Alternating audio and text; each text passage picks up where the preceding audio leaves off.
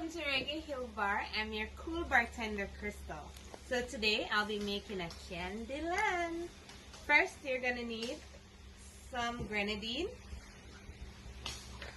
Then you're gonna add some ice.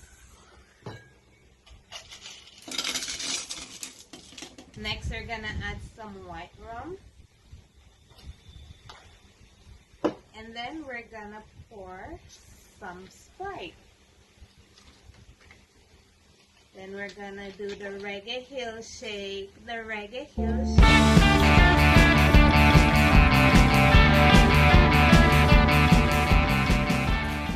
So what we did was add Skittles to vodka, and now we're gonna do the pour.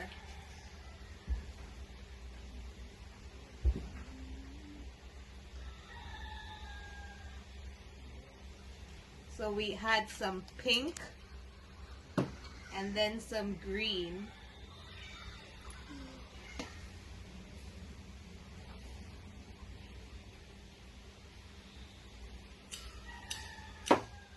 And then to top it off, we're gonna add some gummy beer.